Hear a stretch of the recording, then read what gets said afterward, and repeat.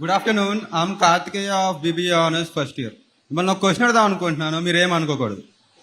మీరు ఇదివరకు కొంచెం లాగా ఉండేవారు, అలాగే మిమ్మల్ని చాలా మంది ట్రోల్స్ కూడా చేశారు. ఇప్పుడు మీరు చాలా ఫిట్ అండ్ యంగ్ గా ఉన్నారు, అది వేరే విషయం. అంటే జనరల్ గా ట్రోలింగ్ చేసినప్పుడు సో రన్నింగ్ రేసా మన ఇద్దరి మధ్యలో? అలా ఏం లేదు.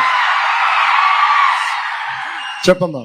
అంటే జనరల్ గా ట్రోలింగ్ చేసేటప్పుడు డిప్రెస్ ఫీల్ అవుతారు కదా సార్, మీరు ఎప్పుడైనా సాడ్ ఫీల్ అయ్యారా? ఒకవేళ సాడ్ ఫీల్ అయి ఉంటే మిమ్మల్ని మీరు ఎలా మోటివేట్ చేసుకున్నారు? పేరేంటమ్మా? కార్తికేయ సార్. కార్తికేయ.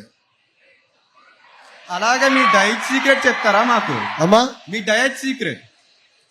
నా డైట్ సీక్రెట్ చెప్తే ఇక్కడ అందరూ మళ్ళీ ఇబ్బంది పడతారు. చెప్పచ్చా? చెప్పండి సార్.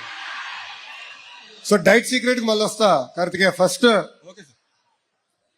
కార్తికేయ చెప్పినట్లు ఏంటంటే, life is a journey, it is not a destination.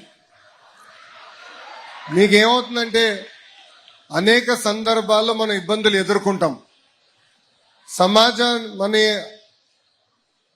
ఒక రకంగా ఒక సందర్భంలో చూస్తుంది, ఇంకో సందర్భంలో ఇంకో రకంగా చూస్తుంది.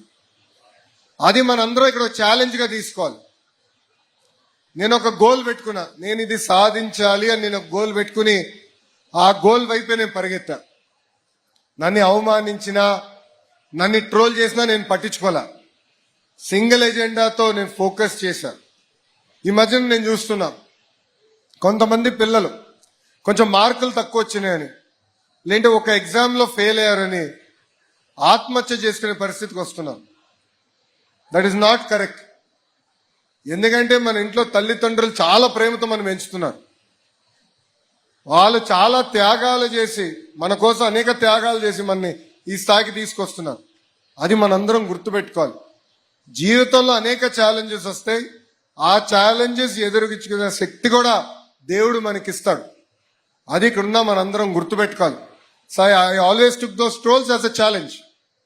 I knew what I was, I knew I was capable, I knew I can achieve what I wanted achieve. So నేను ఎప్పుడు భయపడలా. నంబర్ 1. సెకండ్, ఈ మధ్యన ఇంటర్మిటెంట్ ఫాస్టింగ్ పాటిస్తున్నా. So I'm on a single meal. అందరూ పాటించాలనుకోదు, అది కరెక్ట్ కాకపోవచ్చు మీకు. నా బాడీ టైప్కి నేను డైటీషియన్తో చెక్ చేసుకుని నేను చేస్తున్నా. సో అందుకే చెప్పా, మీరు ఇక్కడ పాటించకూడదు. అండ్ ఎస్పెషలీ పెరిగే వయసులో మీరు అది ఫాలో అవ్వకూడదు. ఒక ఏజ్ వచ్చిన తర్వాత చేయొచ్చు ఇంటర్మిటెంట్ ఫాస్టింగ్.